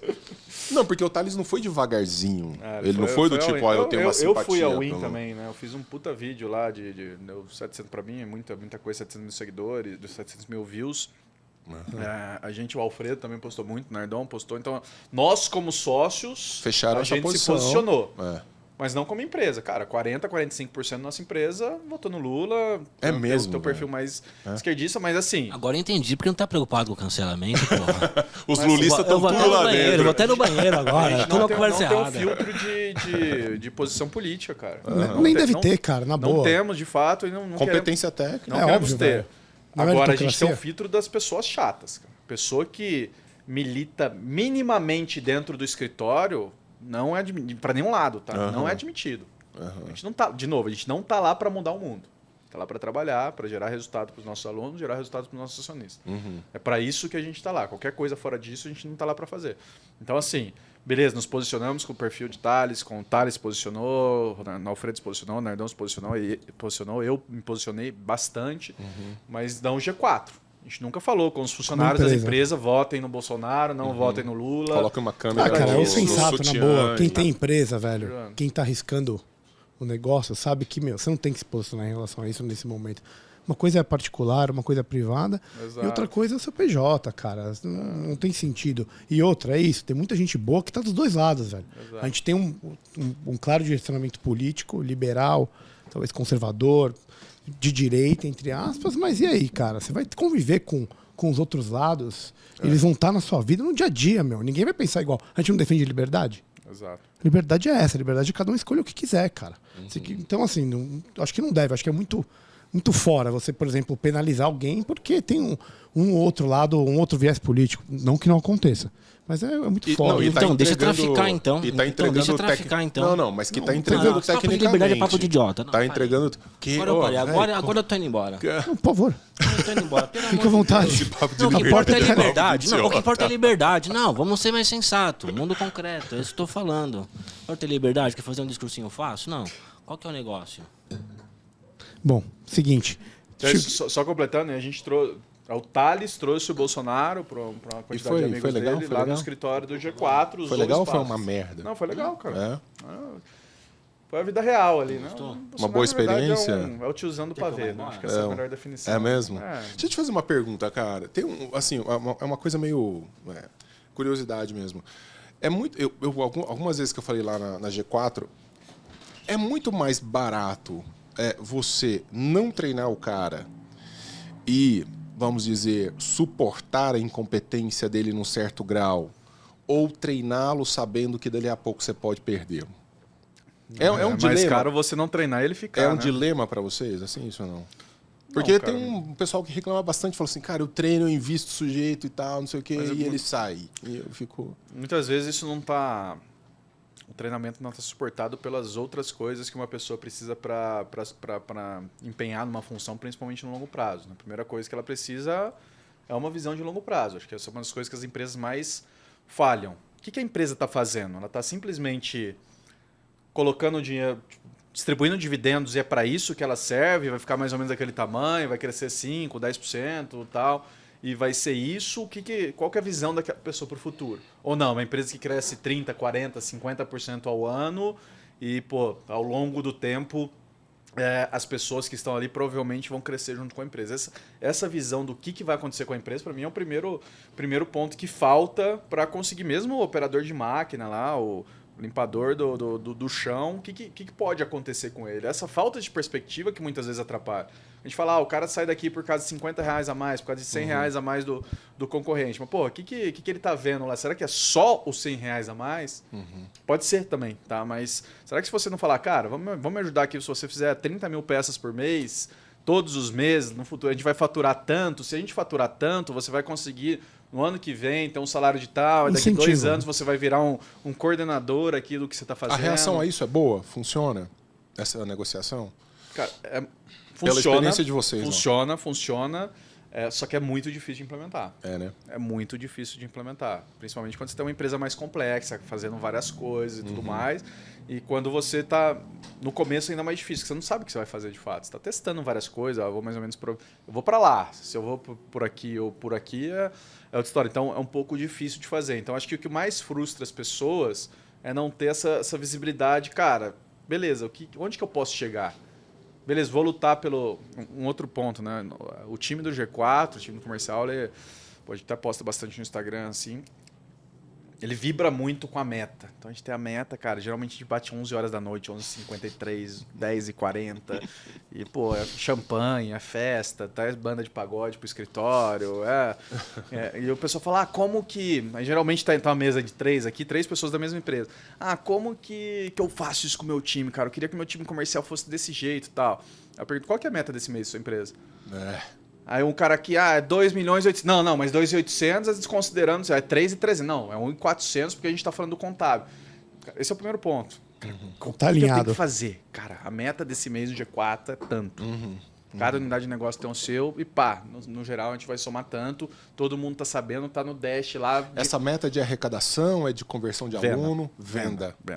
Essa é a principal meta que a gente olha, e depois toda a parte de custo eu fico responsável por garantir que os custos estão dentro ali, mas o que a gente mais precisa do time é a venda, então tá todo mundo olhando, todos os incentivos estão alinhados, esse é o ponto mais importante. Incentivo de longo prazo está alinhado, esteja aqui com a gente, entregue resultado, você vai virar sócio, se a empresa crescer, você vai ganhar muito dinheiro. Incentivo de curto prazo, cara, suas metas estão muito alinhadas com isso, se você bater meta por 3 meses, você passa de nível como vendedor. Se você bater mais 3, passa de nível. Depois, se bater mais 6, passa de nível. Então, todos os incentivos estão alinhados para que a gente bata a meta. Esse é o trabalho do gestor. Né? Como que eu penso E aí a gestão libertária, né? Então, como que eu uso o egoísmo do meu vendedor, do meu cara de marketing, do meu cara de pessoas, do meu cara do financeiro, ao favor da empresa? Então, eu tenho que colocar os incentivos para ele no mesmo sentido do que eu quero com a empresa. Então, por isso que eu falei que o primeiro ponto é definir o que a gente quer como empresa. Beleza, a gente quer ir para lá? Cara, eu tenho que colocar todos os vetores nessa direção. Então, aí o trabalho do gestor, do dono, do diretor, do CEO, fala, cara, como que eu coloco o financeiro para ajudar o cara do comercial ali a assinar o contrato 11h58 da noite. Aham. Por quê? Porque fez uma venda ali, chegou o contrato e, cara, se o cara não tiver comprado com a ideia, ele não tem que trabalhar às 11h58. Ele vai estar falar, sexta-feira hoje, na segunda eu assino dia 4 já, entendeu? É baseado muito em incentivo que você falou. Mas existe um trabalho interno também com essas pessoas de alocação? Não, vamos juntar aqui. Você falou muito do intrapessoal. Você jogar para o cara, para o intrapessoal, para através do intrapessoal ele conseguir atingir um objetivo maior. Existe também um trabalho interpessoal? Existe. A gente separou o negócio em unidades de negócio, né? Então, Mas tá tudo em São Paulo? em São Paulo. Tem algumas pessoas que estão pelo Brasil, uma agora em Portugal, mas a gente separou por objetivos muito claros. Então, a gente faz as imersões ali, que são os cursos de 2, 3 dias, que tem um time de 70 pessoas cuidando só dela. Dentro desse time de 70 pessoas, 47, se não me engano, são comerciais. Dentro desses 47 eu tenho 6 times, 3 pré-vendas, 3 vendas. Então eu coloco esses times para competir entre eles. Isso é legal. Então, por exemplo, mês passado a gente comprou 7 MacBooks, 7 Apple Watches e falou, o time as pessoas que mais superarem a meta vão ganhar esses 6 MacBooks e o coordenador de cada um dos times vão ganhar mais um. Então a gente coloca... Cria incentivo, cara. Incentivo para usar o egoísmo da pessoa, usar o egoísmo do time a favor do negócio. resultado. Então, esse é o grande segredo. Cara, e dá pra fazer isso pra quem não tem grana pra pagar um curso na G4? Quer dizer, hoje, assim, tem uma parte lá de conteúdo que o cara fala assim, velho, eu sou pobre, não consigo muito, não vou conseguir frequentar esses cursos, mas eu vou conseguir algumas dicas importantes ali. Tem... Cara, o nosso Instagram, Denis, do G4 Educação, é muito rico em conteúdo, cara. Muito rico mesmo. Assim, a gente tem um time bem forte, estudando o que mais novo tem em artigos, em livros, sai um livro, eles pegam lá, já resumem, já trazem. Então, eu aprendi, antes de entrar no G4, aprendi muito com o Instagram G4. Então, cara, é uma puta fonte de conteúdo. A cada 3, 4 meses a gente costuma soltar um curso gratuito também bem profundo sobre algum tema, uma maneira da gente aumentar nosso brand, aumentar nossa marca. Então, são estratégias que a gente usa que eu acho que ajudariam bastante, cara. YouTube, bicho. Rola muito, né? Cara, YouTube, peguem, principalmente, eu acho que todo mundo precisa saber inglês, né? Mas o YouTube em inglês é muito rico, cara. É você saber ali o que procurar e... Pô, tô com um problema de planejamento estratégico, cara. Tem ex-consultor da McKinsey dando uma aula de 3 horas sobre planejamento estratégico no YouTube. É querer, né, irmão? Mas você vai querer. Sabe você vai pagar... Eu falo, todos os conteúdos do G4 estão no YouTube. Vai lá e pesquisa. Se você quiser que a gente ordene para você, fala isso que você precisa saber nessa vem ordem, com nós. Me paga 30 pau, vem eu resolvo essa porra. Sabe o que eu tava pensando, Denão? Porque assim, é um projeto de você capacitar o empreendedor, certo? Que normalmente é o gerador de emprego, o gerador de renda. Você que teve lá na máquina lá, coordenador do Novo na Câmara Federal. Você tinha que me lembrar disso, né? Os caras estão comprando um MacBook. Não, irmão, mas é isso. Qual é a chance de nascer um tipo de projeto desse que não seja da iniciativa privada dentro do... Não tem chance disso acontecer. Por um motivo muito simples. A política de incentivos na coisa pública ela é invertida. Você é premiado quando você não entrega resultado. Se você pega a história das universidades públicas, a história dos órgãos públicos, das empresas públicas, eu tenho sempre um anteparo de dinheiro estatal que foi roubado do empreendedor, dos caras que estão fazendo esse trabalho, e independentemente do que eu vou entregar, eu vou receber no fim do mês, da mesma maneira.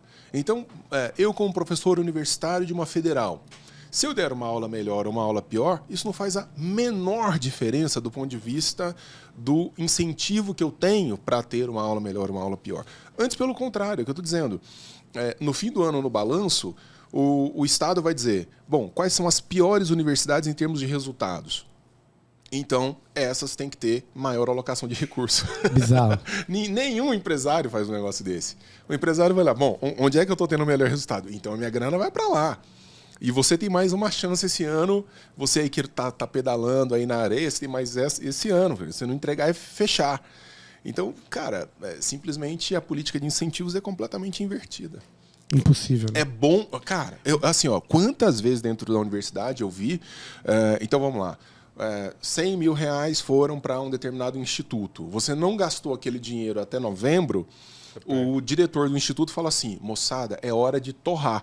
Porque se não gastar aqueles 100 mil, o que o Estado entende? Você não precisa daqueles 100 mil, no ano seguinte eles tiram e vão colocar em alguma outra coisa que torrou. Então, não tem dó, não tem piedade, não tem princípio, não tem nada. A coisa pública funciona assim. O que você faria com o MEC, cara? Ah, não, eu transformaria o MEC numa página de Excel. 600 mil funcionários lá. Demite todo mundo. O maior ministério, velho. É mais do que as forças militares. Bizarro. O MEC é ridículo. E o mais engraçado é que os caras falam assim, precisa ter a chancela do MEC para ter qualidade na entrega. Mas o quê? Do que vocês estão falando? Qualidade aonde? Cadê o PISA, velho? Qualidade do quê? A chancela do MEC para entregar o que nós entregamos é ridículo. É completamente absurdo. Então, na verdade, eu penso até diferente. Que os grandes cursos eles deveriam abrir mão do MEC. Com reconhecimento de chancela do MEC, porque o MEC é a chancela do fracasso. É verdade, é a chancela da porcaria. Fala assim, agora você está no caminho rumo à porcaria. O MEC chancelou. Então, eu não estou brincando. Eu reduziria a uma secretaria com 5, 6 pessoas e uma planilha de Excel, simplesmente acompanhando os processos onde tem maior excelência e redistribuir esse orçamento para as pontas e deixar as pessoas se resolverem. Cara, esse processo centralizado aí não funciona em lugar nenhum. Nunca vai Descentralização total, né? Total. Até porque cada ponta tem o seu problema, né, meu? Como empreendedor, você tem que enxergar. Aqui tá daquele jeito, aqui tá do outro jeito. Você não vai aplicar a mesma vacina, o mesmo remédio... Num país continente. Sim, então, gigantesco. Gigantesco, é impossível. É uma metodologia impossível, simplesmente não funciona. Que você... como a gente está chegando perto do final, eu queria te fazer uma pergunta. Assim, como que você vê o empreendedor de sucesso aí, jovem, 32 anos, vou falar que passou por muita coisa aí de governos diferentes ou não, mas, cara, como que você vê o futuro do Brasil aí, principalmente desse lado da educação, se a gente não conseguir, e do empreendedorismo, de ganhar dinheiro, de liberdade econômica, se a gente, que me parece é o que vai acontecer, não conseguir fazer essas reformas básicas que a gente tem pela frente aí? Abra o seu coraçãozinho. Você tá chateado com o Lula, que eu sei. Nós estamos, eu também tô, vai se fuder. Mas, porra, irmão, é óbvio, velho. Porra, velho. Tem que ser muito mongolóide, meu amigo. Me desculpa, velho. Tem 1 milhão de problemas, volta quem não foi preso, velho. Porra. Eu fiquei num luto profundo ali por 12, 15 horas, cara. Mas aí eu falei, cara, se o Bolsonaro tivesse ganhado, o que eu teria feito? Eu teria de trabalhar e, cara, tocado minha vida. Então, assim, mesmo nesses últimos 4 anos, a gente não foi um governo liberal mesmo, da maneira que eu acredito. Ok, teve alguns avanços que a gente nunca imaginou de ter. Pô, teve a capa da Veja de um presidente falando que privatizar é a solução. Porra, até 12 anos atrás, até Dilma e Aécio, você falar que iria privatizar era xingamento. Você vai privatizar, era o xingamento. Sim. Então, assim, a gente vem mudando a cabeça como nação, como brasileiro. Isso, de fato, está acontecendo e, na minha visão, é um caminho meio que sem volta. As pessoas estão se educando, estão tendo contato com o conteúdo, mas, de fato, falta ainda esse tempo, falta ainda a capilaridade para a gente conseguir chegar, principalmente nas bases, que estão olhando não o que vai acontecer comigo, qual que é a solução para daqui 2, 3 anos, mas o que eu vou comer daqui 2, 3 horas. Essa que é a preocupação. Acho que a gente tem que ter isso em mente. Essas pessoas pensam diferentemente da gente. Pirâmide de Maslow, né? Exato. Então, esse é um ponto. O Brasil é mais ou menos isso, cara. Vai um pouquinho para cá, vai um pouquinho para lá, mas a média dos últimos 10, 12 anos é o que é o Brasil. Então, nós sinceramente, como educação, não tenho o que te falar, não sei.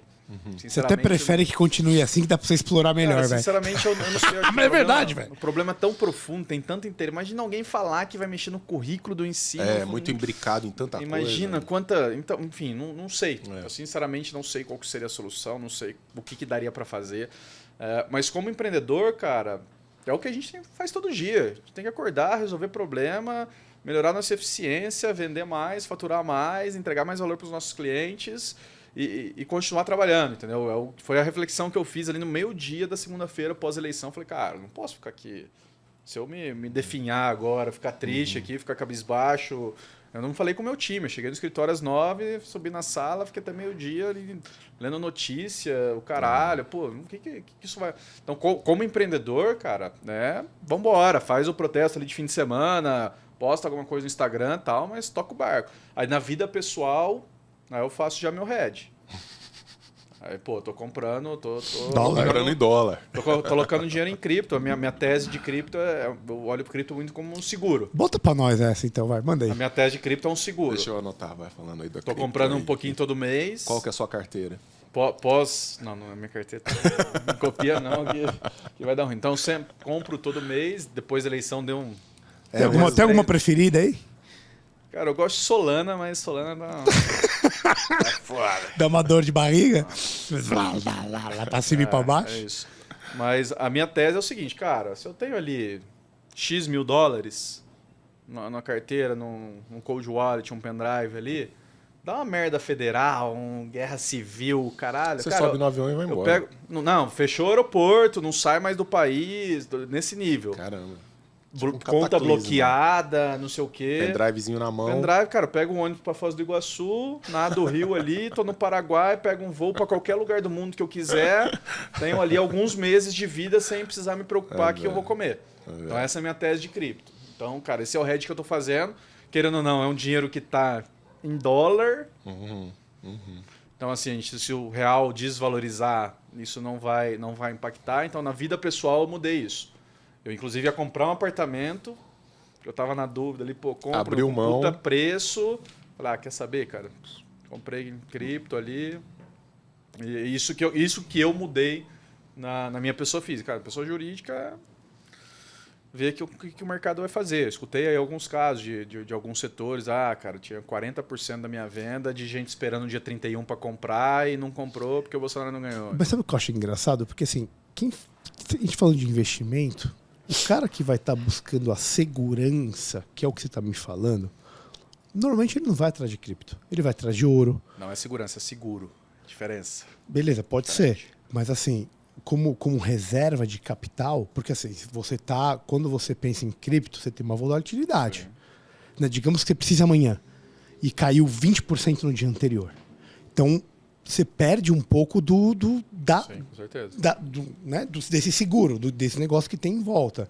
E com ouro, muito menos. É o lugar mais tranquilo. Vou meter ouro. E aí ele pode atravessar o rio sem se preocupar com o pendrive. Porque você é velho. Quer dizer, se bem que vai ter uns 20 quilos de ouro, né? Tem esse lado também. Essa é a idade. Mas tem uma... Mas ouro hoje você compra o papel, né? Mas e se o governo te expropria, pega a tua conta na corretora, o governo tá te perseguindo. Ele quer Qual que é a pior coisa que o governo pode fazer? Te matar. A segunda pior, te tirar do sistema bancário. Cara, te tira do sistema bancário, o que você faz, cara? Você não tem um cartão de crédito, você não tem tua conta corrente, você não pode pegar um empréstimo, você não pode, não sei o quê, tira teu passaporte. E aí? A cripto salva para esse cenário. Para esse cenário que cripto é bom. Entendi. Não é para não. Apocalipse. Eu quero ter a segurança se eu for mandado embora do emprego. Não tô falando disso. Tô falando, cara, alguém quer vir e me pegar e quer acabar com a minha vida sem me matar, entendeu? Não, tudo bem, mas você pode mandar dólar para fora, por exemplo, ou então comprar ETF fora, de ouro. A gente tá falando do mundo zumbi. A gente tá falando de colocar o pendrive no bolso e ir embora. Quão perto você acha que a gente tá desse mundo zumbi aqui no Brasil com essa ditadura do judiciário que a gente vive? Já que você quer que eu bote você na fogueira, eu tô botando agora, cara, então. Você sabe que eu odeio teoria da conspiração, mas essa ação do judiciário tá muito foda. Eu tô muito preocupado com isso. Liberdade de expressão. Porque quando você perde liberdade de expressão, todas as outras estão ameaçadas. Aí é muito, muito preocupante. Você perder a liberdade de falar. Agora, enquanto a gente está fazendo essa gravação aqui, os ministros do STF estão tomando uma sova na rua lá em Nova York, que eu tô achando lindo. Não tô falando que Pode tem que dar crer. soco. Dá vontade? Sim, Dá. sim. Dá vontade de chutar? Dá. Dá vontade de bater com um gato morto até que ele mie, como disse aquele Cuidado deputado. com o que você vai falar, hein? Exato. Isso é uma merda, cara. Você não poder falar as coisas não é nem porque a plataforma tá querendo tirar, é porque tem uma ordem judicial mandando tirar. Isso é muito, muito preocupante. Então, se eu tivesse condições, se eu não fosse um mero professor universitário, meteria também uma parte no pendrive. Meteria também, cara. E foda-se. Assim, e foda-se, cara. E foda-se. Meus Não sabe pra amigos, onde vai, né? temos o tempo. Não, mas deixa eu perguntar só Vai lá, mais vai um lá, motivo. vai lá, vai Só lá, mais vai um lá. motivo. Vai lá, irmão, vai Vale lá. de Gaut. O quão distante nós estamos de Vale de Gaut? Você vixe, adora esse Maria. tema, Vale de Boa, Gaut. mete Porque pra ele nós. gosta do Vale de Nós Gaut. estamos aqui a uns 2,8 quilômetros. Não é? Não é? 2,8 quilômetros. Ah, cara, entendi. Nosso escritório é chamado de Vale de Gaut pelos próprios funcionários que começaram a chamar, cara. Vale de Gaut, tem até a figurinha aqui no WhatsApp, bem-vindo ao Vale de Gaut. Isso é muito legal. Pode mandar nascente, vai- é menorzinho do que o. vai- Do que a a revolta, revolta. porra. A gente vai fazer uma obra lá e vai ser uma frase no letreiro: eu juro pela minha própria vida que nunca viverei por outro homem, nunca pedirei para um outro homem que viva por mim. Com um cigarrinho. Com Aí, cifrão, range. né? Você não acha que já está na hora de fazer uma homenagem a mim lá na G4, assim, segurando a revolta de Atlas, alguma coisa? Pensa nisso, depois você me responde. O que você quer fazer, tio? Nosso querido pitch do livro. Denão, você consegue explicar pro convidado o que é o nosso querido pitch do livro ou não? Não, eu consigo, acho que Consegue? em termos bastante genéricos. Como é que funciona? Então, primeiro vamos fazer o seguinte antes. Fala pros caras do teu livro. Cara Vamos do fazer céu, isso primeiro olha antes, aqui. vai. Tá Fala cheirando pros a pão caras. quente, velho, de verdade. Eu vou mandar lá pra vocês depois. Olha que coisa totosa. É o meu livro recém-lançado sobre falava Platão. de filosofia. É, negócio alto nível. Aqui não tem porcaria, não. E foi lançado agora pela LVM Editora. Já está em pré-venda na Amazon. Nós estamos na Black Friday da Amazon. E, caramba, eu estou muito feliz com esse Eu invejo a esse capacidade lançamento. de estudo que precisa. É o sétimo livro, velho? E você já viu a peça Galileu de Brecht? Ele falou de Odebrecht, eu falei quase que eu li. De Brecht. Tem uma hora que o assistente do Galileu, ele está com dívidas, ele está com problemas financeiros, aí o assistente dele fala assim, é porque você estudou muito, mas a coisa é errada. É mais ou menos como eu me sinto. Eu estudei pra caralho, velho. Estudei muito, mas a coisa é errada. Platão, não é? O William fez filosofia também, não fala Então, assim, tá velho. condenado. Mas eu fiz direito e me salvei. Aí sim, foi ali que você se encontrou. Pois é, filho. Mas o nosso pitch do livro é muito simples, na verdade. São 3 livros que foram escolhas nossas, ou deveriam ter sido, e você precisa, com base, basicamente, no que você está vendo, mais ou menos apontar a escolha de quem foi quem. Tipo mandinar, assim, da primeira parte a gente vai Você falar... passa a mão sobre o livro, sente a energia. A energia de cada um, acho que a energia vai falar bem. Vai. E aí depois, Dictators qual, é do resto. qual que é a segunda parte? E depois, qual que é a segunda parte? Aí depois tem uma bobagem aí que eu não me lembro exatamente qual é. Mas aí você escolhe. Não, nós vamos fazer um pitch de venda. Você não é um belo comprador, sabe, manja de venda, tem equipe de venda. A gente vai fazer o pitch para você, 1 minutinho mais ou menos para vender o livro. E o que você ganhar aqui, você vai levar para casa, meu Mas amigo. eu acho que você podia fazer de todos os livros. Não, você quer me ferrar, não. Aí Não, dá. faz de todos, faz de todos. Não, mas é que a gente vai saber quem é quem. Primeiro livro, então. Joaquim Nabuco, O que é o abolicionismo? William! Parabéns, William. Segundo, The Dictators, Richard Overy. Você que puxou o papo das Pronúncia terras, ruim você- pra caralho. Obrigado, pô. Eu não tenho a escola do camarão. Hoje a gente tá sem a escola do camarão Fez aqui. no porque- FISC dos anos 70. E Ronald Reagan, o atentado dos bastidores e as polêmicas de um dos presidentes mais populares dos Estados Unidos, Bill O'Reilly e Martin Dugard. Sobrou pro Denão. Sobrou pro Denão. Aí sim, velho. Quem vai, dá quanto? Eu não sei isso, eu sei que esse aqui é meu. 0%. Ah, esse aqui não era o meu? Não, esse é o seu. Esse é o meu. E agora tem que falar sobre Mas, não, mas é assim mesmo, é normal. 1 minuto cada um, vai. Começa você, William, então. Pode? Pode, cara. Pode ser? Sim, meu livro é um clássico. Mostra pra galera lá, porque quem quiser comprar. É um clássico da história universal e da história da guerra e do problema do fascismo e todo blá blá blá que compara Hitler a Stalin. É um livro bom porque é um livro que compara o nazismo e o comunismo para além de aspectos ideológicos e que foca mais em aspectos estatais, o direito, a política interna, e não se foca nesse debate de que quem matou quanto Sim. ou de que um tinha política racial e o outro não tinha, o outro estava preocupado com pobre, o outro com branco, né? Essa coisa que está no Twitter o tempo todo, né? Então é um livro não só técnico, que dá uma visão comparativa bastante boa, quebra com a nossa ingenuidade quanto ao que a gente entende tanto por nazismo quanto por comunismo ou totalitarismos no geral. E tem um probleminha esse livro, assim, eu trouxe ele um pouco sem pensar, mas é um livro muito técnico, cheio de detalhes, muitas fontes, muitas pedras, muitas relações de solo histórico, né? O que torna um livro chato, maçante e cheio de paradas, né? Mas Belo vale a pitch. pena ler. Puta que pariu. Que maravilha. Isso aqui... É uma bosta. Nossa, que merda. Veja, O livro é bom, mas o vendedor, meu amigo... Eu vendo a verdade, e a verdade não precisa ser vendida. Mas isso é verdade. Então tá aí meu pitch. Boa. É isso aí. Eu tô procurando um trecho aqui, cara. Do curso que você vai entregar pra ele. escorreu no você vai segundo. fazer venda. Quer ir você ou vou eu? Cara, posso ir eu. Você que manda, irmão. Não, posso ir eu, só porque, assim, na verdade, é um livro que chegou às minhas mãos muito recentemente. Não, mas olha, de verdade. Bom, Joaquim Nabuco é um sujeito que fala por si, né? Um dos grandes abolicionistas brasileiros. E aqui, na verdade, é uma espécie de explicação dos princípios fundamentais do que foi esse movimento fundamental. O Nabuco, um grande liberal brasileiro, a gente fica falando muito dos liberais estrangeiros, dos modernos liberais, e tudo, a gente não conhece essa preciosidade que é o movimento abolicionista brasileiro. Inclusive, esteve aqui o nosso amigo Caceta, o Cláudio Manuel, que eu passei a roubar dele frases. Uma frase que eu achei muito legal, porque todo mundo pergunta assim, você é liberal, libertário, conservador, você é objetivista?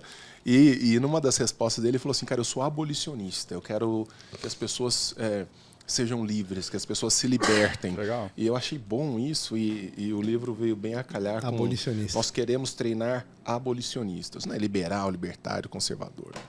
Genial, excelente. É muito bom, mas o meu é melhor. Eu espero que você leve o meu para casa, meu amigo. Ronald Reagan, o atentado dos bastidores e as polêmicas de um dos presidentes mais populares. O dele é um pouco melhor, né? Dos Estados Unidos. O do Denão é um pouco melhor. Do que o meu? Mais atual, mais brasileiro. Mas eu me vendi, me deixa eu vender o meu, O velho. abolicionismo é uma espécie de liberalismo brasileiro. É isso mesmo. É isso mesmo. Ajuda para me derrotar, é isso? É que seu você se livro vangloriou, eu falei, eu vou ajudar um cara que tá melhor. Não, irmão, não, mas ele vai entender. Aqui é olho no olho. Cara, Reagan foi o 40º presidente americano e o maior responsável... É Reagan ou Reagan? Reagan. Não, começa daí. Ronald Reagan. Reagan. E... Os caras tão foda. Responsável por derrotar o comunismo, meu irmão. Queda do Muro de Berlim. Foi na mão desse cara. E por que eu trago isso pra você? Porque não é só isso. Ele, como um bom empreendedor, assim que ele assumiu o governo, ele sofreu um atentado. Né? Com 2 meses de governo, tomou um tiro. E ele teve que passar pelas mesmas dificuldades que um empreendedor brasileiro tem que passar para conseguir fazer alguma coisa, velho. Cara, que apelação. Não é fácil. Isso foi tão ridículo. O cara tinha 70 anos, irmão. 70 anos de idade. Crazy Beck, você pode cortar essa parte aí, porque ficou muito piega. Cara, e depois foram 8 anos. 8 Tomou anos. um tiro e um empreendedor brasileiro. Não, cara, olha a dificuldade. Imagina você com 70 anos, assumindo a maior nação do mundo. Tá andando de com Harley. 2 meses de governo, você toma um tiro no peito com 70 anos. Você quer muito isso, igual um empreendedor quer alguma coisa, velho. Se você quer fazer um negócio, tem que querer, velho. É isso que eu tô querendo te dizer. E ele quis tanto que ele ficou 8 anos lá. Ele ficou 8 anos lá e terminou derrotando o comunismo. O que você quer mais de um cara? Não, agora Me explica. E outra coisa, sabe quem tava do lado dele? agora. Quem tava do lado dele? Hayek. Você gosta do Hayek, não? E mais. Então, assim, meu irmão... E ele fez uma tríade com João Paulo II, com Margaret Thatcher. Quem mais tinha? Cara, Xuxa, todo mundo dos anos 80 tava junto. Ó, Pela liberdade. eu acredito que a mais alta aspiração do homem deve ser a liberdade e o crescimento individuais. Motivo pelo qual O direito Nabucco- de cada um é sagrado. É isso que ele faz na G4. É por isso que eu trouxe esse livro, velho. Desculpa. Vocês podem me humilhar, querer me derrubar, mas a minha venda é minha venda. O pitch foi melhor. Qual livro você vai levar pra casa, meu amigo? Ronald Reagan. Ah, chupa, seus trouxa! Eu achei Toda vez é perfeito. isso. Esse livro custa quase R$300. Leva embora, Eu achei toda ótimo. Mas espera aí, deixa eu explicar. O nome do quadro é o pitch do livro, não É é isso. escolha o seu livro. É isso, pitch do O livro. pitch foi melhor. Quem vendeu pra você, meu amigo? Fala pra mim. Não, mas eu gosto mais de biografia. Não, mais uma vez, passo em branco. Memória do- Por isso que o Brasil não vai pra Eu frente. acho que tá Aí, ó, ótimo, eu acho que tá estrangeirismo, só fica usando Bitcoin. Velhinho, Exatamente. pode falar, os caras estão assim porque toda semana é igual. Toda semana, eu olho nos olhos na hora de vender. Você vende com emoção, meu amigo. É o amor pelo negócio. E é isso, cara, o empreendedor tem que ter isso, não é verdade? Foi uma bosta de escolha, mas parabéns. Não, foi uma boa escolha, foi uma boa escolha. O teu eu não escolhi, que eu não tô com tempo de ler isso. Em inglês desse tamanho ainda. O cara Então vai você devia ter escolhido esse aqui, ó, que então é eu pensei em fininho. usar esse Isso aí argumento. numa cagada você Mas lê aí do fácil. nada veio o clique. Não, o Que nome coisa do romântica. quadro E tem figura, é o pitch não, do tem livro. figura. Foi, pô, É. pitch... E não tem figura. Lucão, Parabéns. obrigado. Depois eu te dou aqueles 20 conto lá, irmão. Tamo junto. Cara, obrigado. Pô, puto exemplo, né? A gente gosta de empreender, gosta de conhecer coisa e 32 anos já tá dando exemplo pra muita gente, pra muito empresário. Mudando, apesar de não ser o objetivo ser individual, do egoísmo racional, você acaba como a mão invisível ajudando os outros. Então, é um trabalho sensacional que vocês fazem. Eu não tenho a menor dúvida, te agradeço de coração por ter vindo aí. Queria que você falasse das redes aí, não que precise, né? Mas... Cara, o primeiro...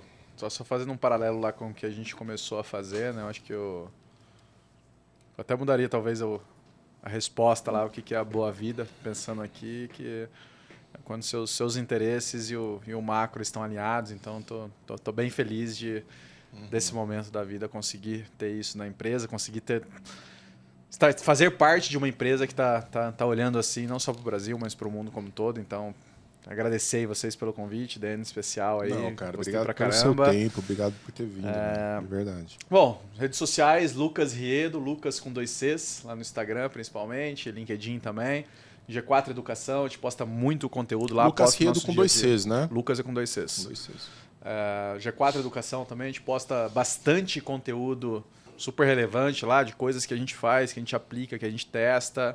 Se quiser conhecer algumas das nossas imersões, alguns dos produtos online, ferramentas, tem o G4 Club, G4 Scale, enfim, manda uma mensagem lá no Instagram, a gente bate um papo, eu te direciono aí e tenho certeza que a gente consegue te ajudar de alguma forma aí nos próximos meses e anos e bora gerar empregos. Legal, Bruno. Excelente. Parabéns, muito bom. Não Muito podemos bom. esquecer novamente do @BeyondTheCavePDC. Isso aí. O Apoia-se, né? Inclusive, ó, galera, vocês que estão querendo aí, tem uns livros do Denão que a gente fez uma compra. Virtude de Egoísmo. Posso mostrar, Denão? meu. Além do teu ali? Calma aí, rapidinho. Pode tudo, você é o dono do negócio aqui. Pode qualquer coisa.